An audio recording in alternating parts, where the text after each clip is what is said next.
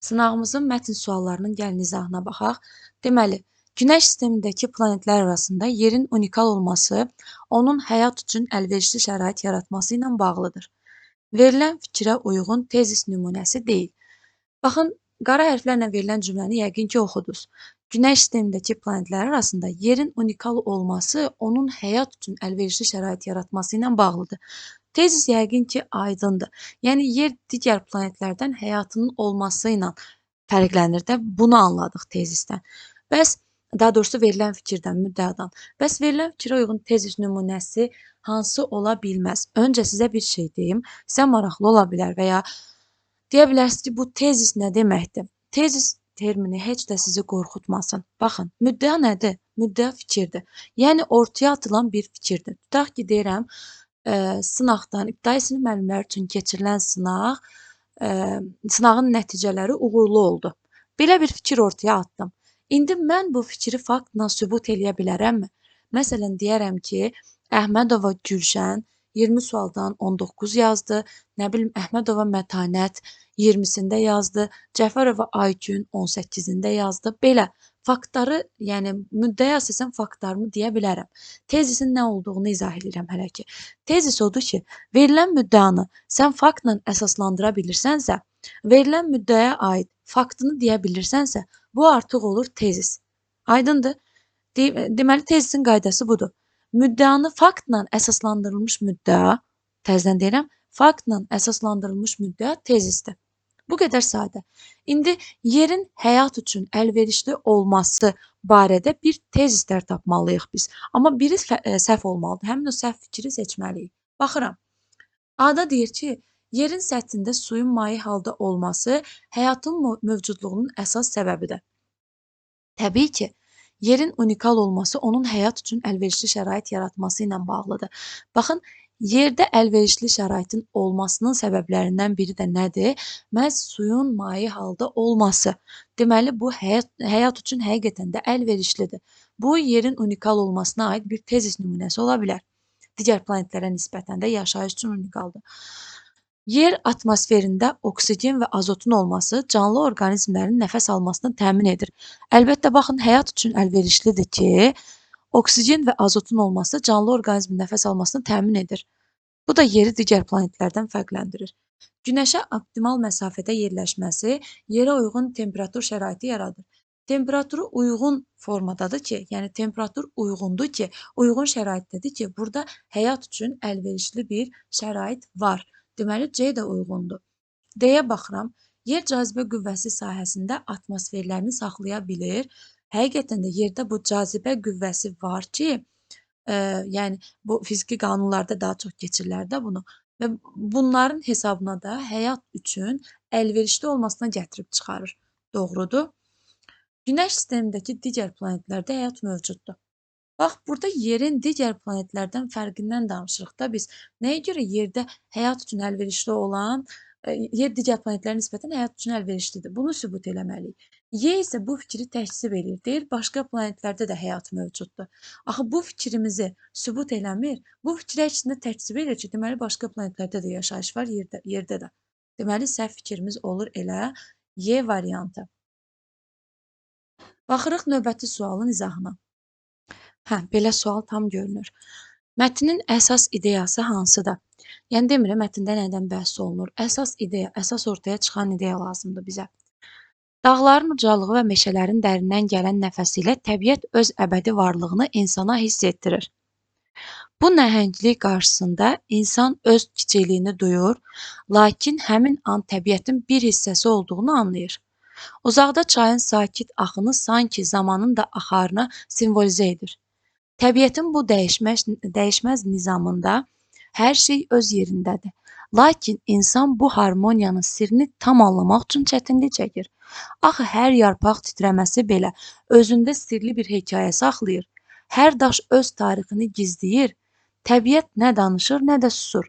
O, sadəcə mövcuddur. İnsan isə bu mövcudluqda öz suallarını axtarır. Deməli, bizdən mətnin əsas ideyasını soruşur. A-da deyir ki, təbiətin nizamı insana daxili dinclik gətirir. Görürsünüz, A variantı mətnimizi əslində belə deyim, təkzib eləyən bir variantdır. A-da deyir ki, təbiətin nizamı insanın daxili dinclik gətirir. Amma biz mətndə nəyi gördük? Mətndə gördük ki, yəni mətn bizə nə dedi? Mətn insana dinclik gətirdiyini vurğulamır təbiətin. Əksinə, deməli, təbiətin sirrini tam dərk etməyin çətin olduğunu deyir insan üçün. Bax, görürsüz, deyir ki, sirrini tam anlamaq üçün çətinlik çəkir. Yəni, insana dinclik yox, yəni əksinə, insan bunu anlaya bilmir və öz suallarını axtarır. Deməli, A variantımız olmaz. B variantına baxaq. Təbiət insan üçün anlaşılan və açıq bir kitabdır. Təbii ki, bu da elə dediyimiz fikri təkzib eləyir ki, mətn bunun əksini deyir də, təbiət sirlərlə doludur. İnsan onu tam anlaya bilmir. Bu da səhv fikirdir. Çayın axını həyatın davamlılığını ifadə edir. Bu qalsın, C qalsın, deyə baxaq. Çayın axını həyatın davamlılığını ifadə edir. Baxın, çay axını burada mətnin əsas mövzusu deyil də, sadəcə təbiətin bir parçasıdır. Yəni, çayın axını burada təbiətin bir parçası kimi verilib. Mövzuya aid fikir istəmir, axı bizdən nə istəyir? Mətnin əsas ideyası odur ki, bu mətn bizə nəyi deyir? Mətn ümumiyyətlə hansısa bir şeir olsun, mətn olsun, bizə bir mesaj ötürür də, düzdürmü? Bu mətnin sizcə bizə ötürdüyü mesaj çayın axını həyatın davamlılığını ifadə etməsidir? Yox. Bu mətn bizə ötürür ki, yəni çayın axını da zamanın axarını simvolizə edir, amma əsas vurğulanan fikir insanın təbiətin nizamını və sirrini dərk eləyə bilməməsidir. Bu sadəcə çay olan hissə yalnız bir metafordur və ideyanı izah edən bir fikir deyil. Mətndə keçən hansısa bir fikirdir. Ona görə deyini çıxdı. Konkret bir fikirdir. Mənə ümumi fikir lazımdır. Təbiətin sirli səssizliyi insanı düşünməyə vadar edir. Düzdür, mətn təbiətin sirrindən bəhs edir. Amma əsas vurğu insanın onu tam dərk edə bilməməsidir. Bəziləriniz baxın, sondakı bu hissə var. Təbiət nə danışır, nə də susur. Sadəcə mövcuddur. İnsan bu mövcudluqda öz suallarını axtarır. Buna əsasən haqlı olaraq deyəcəksiniz ki, bəs müəllim, həqiqətən də bu var axı. Amma mən sizdən nə soruşuram? Əsas ideyanı soruşuram, düzdür? Çünki mətndə təkcə səssizlik və sirdən getmir söhbət. Bütövlükdə təbiətin nizamının, harmoniyasının insan üçün tam aydın olmaması bizə ötürülən əsas mesajdır. Baxın, dağların ucalığı, meşələrin dərindən gələn nəfəsi təbiətin əbədi varlığını insana hiss etdirir. Və bu nəhənglik qarşısında bir insan öz kiçikliyini duyur. Burada səssizlikdən danışmır ki, təbiətin bir hissəsi olduğu anlayır. Uzaqdan çayın sakit axını sanki zamanın da axarını simvolizə edir. Və təbiətin bu dəyişməz nizamında hər şey öz yerindədir. Lakin insan bu harmoniyanın sirrini tam anlamaq üçün çətinlik çəkir. Və bura qədər olan hissədə sonra hər yarpaq titrəməsi belə özündə sirli hekayə saxlayır. Hər daş öz tarixini gizləyir. Bura qədər olan hissə, bu gizliyə qədər olan hissə, görürsüz səssizlikdən, sirli səssizlikdən danışmır. Yəni, sadəcə son cümlədə səssizlik var deyə mən onu ideya kimi götürməyəcəm. Aydındır? Ona görə də bütöv mətnə baxmalıyam ki, təkcə səssizlik sir deyil. Bütövlükdə mətn təbiətin nizamının, harmoniyasının insan üçün tam aydın olmamasıdır. Bax, bu mesajı ötürür bizə. Y variantı yanlışdır. İnsan təbiətin harmoniyasını tam dərk edə bilmir. Bəli, mətnin məhz orijinal variantı elə C variantıdır. Daha sonra növbəti mətnə baxırıq. Mətndə hansı fikir ifadə olunur? Bizdən əsas fikri soruşur. Axşamüstü kəndin sükutunu qıran təkcə çayın uzaqdan gələn axar səsi idi. Həsən kişi tut ağacının kölgəsində oturub, əlindəki köhnə sayla torpaqda xəttkeş çəkirdi. Hər şey keçib gedir deyə pıçıldadı. O öz-özünə. Yanında oturan kiçik nəvəsi Əli isə ona təəccüblə baxırdı.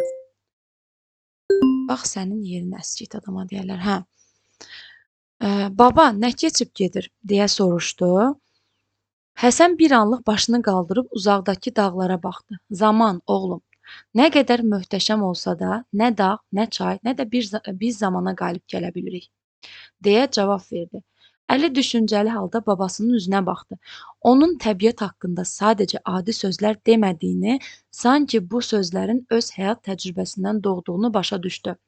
Çayın suyu isə daima olduğu kimi sakit-sakit axırdı. Deməli, mətndə hansı əsas fikir ifadə olunur? Mətn yəqin ki, sizə aydın oldu. Deyir, insan təbiətin bir parçasıdır, lakin zamana tabe olur. Eee, Baxın, mətn bizə vurğulayır ki, yəni insanın təbiətin bir hissəsi olmasını deyil, zamanın hər şeyə təsirini vurğulayır. Çünki bizə nə lazımdır? Bizə lazımdır ki, mətnə əsasən əsas fikir. Bu boyda mətni oxuyub biz nəyi başa düşdük? Biz onu başa düşdük ki, eee, hər şeydə zamanın təsiri var. Hər şeyə zaman təsir eləyir. Yəni heç bir şey əbədi qalmayacaq. Baxın, nə dağ qalib gələ bilir, nə çay, nə də biz deyir zamana qalib gələ bilirik. Hər şey keçib gedir.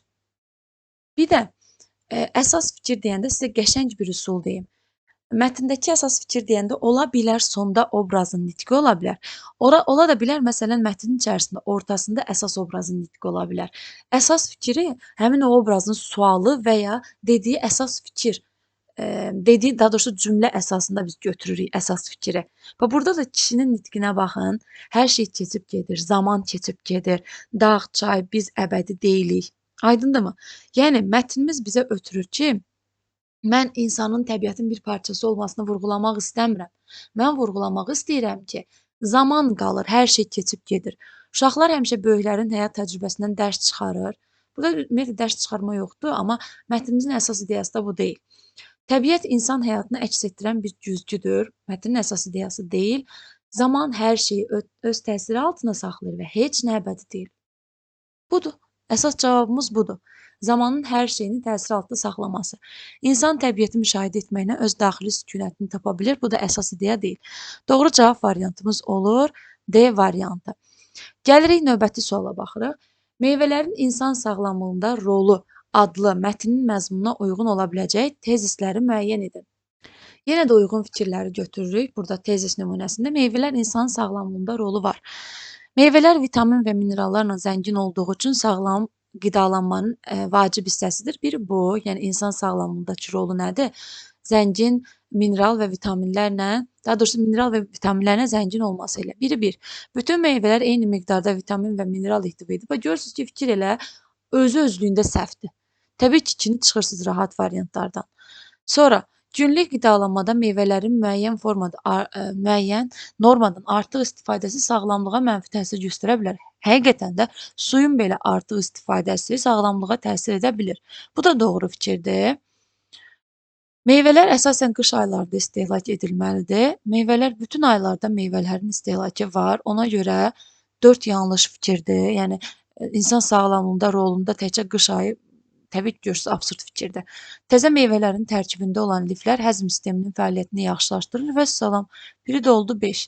Ən asan mətn elə məhz bu idi. Cavab olur B variantı. Daha sonra keçirik sonuncu mətnimizin izahına. Bu da biraz məsələn çətin kimi görünə bilər, amma məzmunu oxuyandan sonra sizə aydın olacaq. Gəlin oxuyaq mətnimizi. Deyir ki, kvant internetinin inkişafı və təhlükəsizliyə təsiri adlı məqalənin məzmununa uyğun olan fikri müəyyən edin. Kvant interneti ənənəvi rabitə sistemlərindən fərqli olaraq kvant dolaşıqlığı və kvant açar paylanması texnologiyasından istifadə edir. Bu yanaşma məlumat ötürülməsində ultra yüksək təhlükəsizlik təmin edə bilər. Çünki kvant hissəciklərinə müdaxilə edildikdə onların vəziyyəti dəyişir və bu məlumat oğurluğunu aşkar etməyə imkan yaradır. Bununla yanaşı, kvant internetinin geniş yayılması üçün sabit kvant qovşaqlarının yaradılması, məlumat ötürülmə məsafəsinin artırılması və avadanlıqların yüksək həssaslığa uyğun tənzimlənməsi kimi texnoloji çətinliklər hələ də qalır.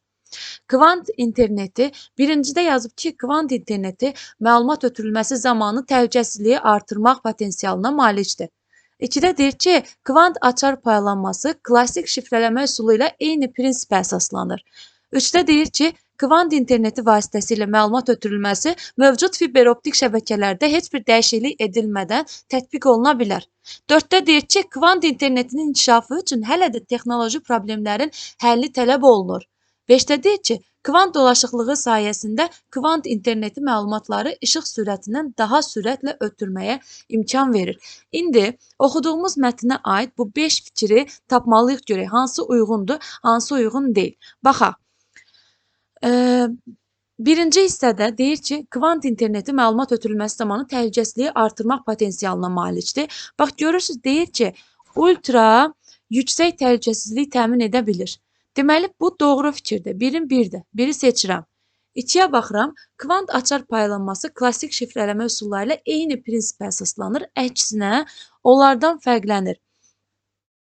Deyir ki, baxın, ənənəvi rabitə sistemindən fərqlənir. Nə ilə? Açar paylanması texnologiyasından. Deməli, 2 səhvdir. Mətndən rahat ikiləri çıxacaqsınız.